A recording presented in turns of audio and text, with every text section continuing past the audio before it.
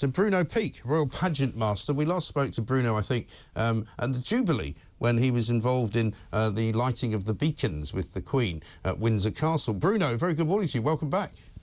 Good morning, and I'll tell you, I will not be celebrating with a glass of sherry. I'll be celebrating with a glass of champagne. Yes. Well, I mean, you know, you can always fit a small sherry in later on if you wish, but, I mean, a big weekend to come. I understand you're not as involved in this time as you were last time we spoke when you were in Windsor. What will you be doing this weekend? Well, it's the first time I'm not involved in this type of event.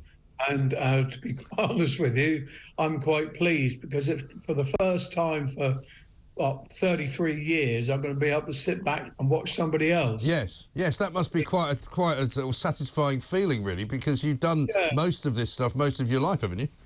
Well, and still doing it, but they don't need Bruno Peek for the coronation. Yes, and I mean, it is a magnificent occasion, and, you know, we've had all sorts of debates around it, as we inevitably will, because there's nothing we like more in Britain than to, you know, gaze at our navel and wonder whether it's all as good as it ought to be. But, you know, I'm quite, you know, as time gets nearer and nearer, you get quite excited about it, don't you?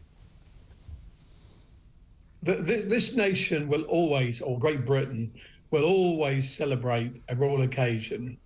You know, we've had a king and queen, well, our kings and queens for many years, and they will continue. I don't care what anybody says. I'll bet £1 million. I won't last this long, but this country will never, ever have a president. It will always have our monarchy, because our monarchy is deep in history.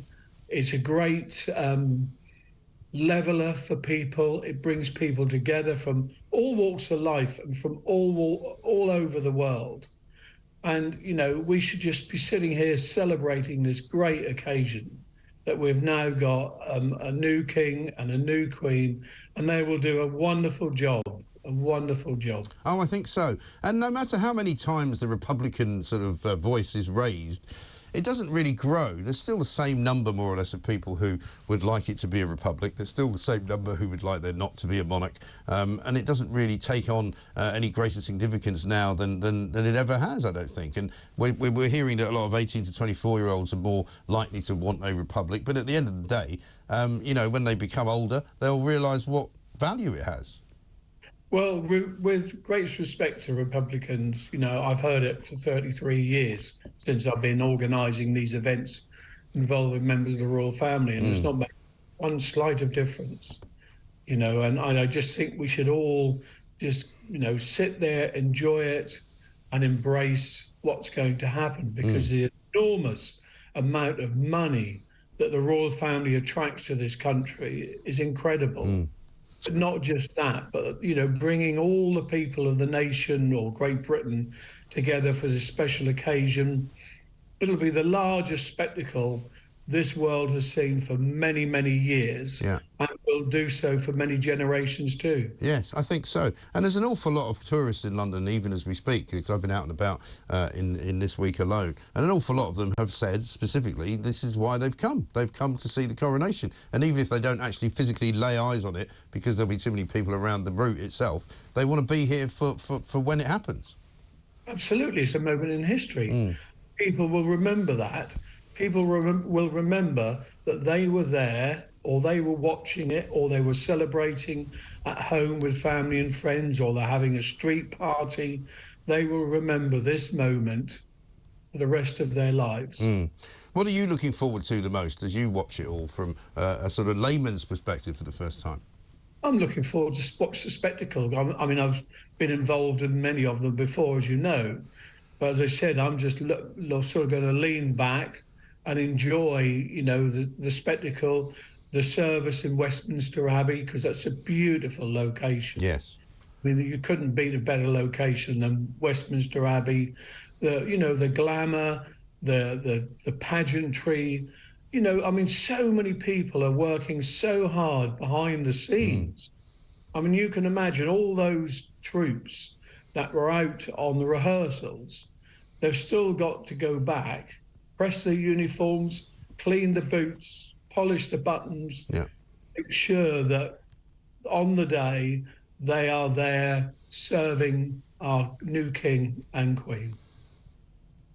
And of course, the other thing is that the traditions of the king's spurs being carried in on a cushion, and the traditions of the different crowns and all of that. I mean, that's all really interesting for an awful lot of people who were not able to witness the last coronation, of which I count myself. I wasn't there for that, so this is a first time only for me. Oh, same with me. I mean, it's wonderful. I mean, if you can imagine when His Majesty the King receives that crown on its head, you imagine it weighs nearly as much as 3 2-pound bags of sugar. You imagine having that being put on your head, along with all the regalia that he's got to wear too.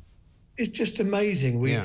We are so blessed in this country with the tradition and the history that we have. And that's why so millions and millions and billions of people around the world will be watching this. Yes. And as we speak, we're watching Soho and the Dog and Duck pub, because we're expecting to see Prince William and Kate turning up there to have half a glass of whatever it is they decide to have. But it's a lovely thing to see, isn't it? And I mean, London hosts these kinds of events like no other city, really. Oh, no other country in the world does it. I know that this doesn't sound grammatically correct, but no one in the world does it like the Brits. We have a great royal family. They're always there.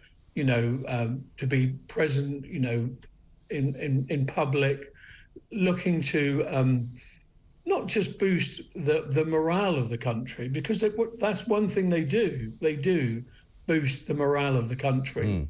Oh, totally.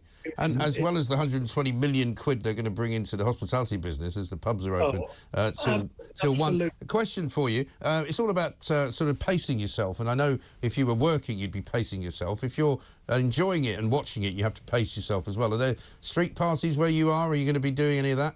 I'm actually organising a coronation banquet on the Monday. Oh, right. Yeah, because I was determined that in my hometown that we would do something really special. Right. I've been putting that together over the last few months. So on the Monday, I shall be there enjoying it with the mayor and all the other dignitaries that have been invited to attend. And you have to pace yourself. But, this is a special weekend. And at the end of the day, it will go down in history as one of the biggest weekends the world has ever seen. Yeah, I think absolutely, that's absolutely right. Great to talk to you, Bruno. Enjoy the weekend, and thank you so much for sparing the time to talk to us. Bruno Peek, Royal Pageant Master, who you will remember if you've been watching this for a while, was on last year with the Queen's Jubilee, of course, the Platinum Jubilee. He was, the one helping her to light the first beacon at Windsor Castle before all the other beacons were lit up around the country. Absolutely extraordinary stuff.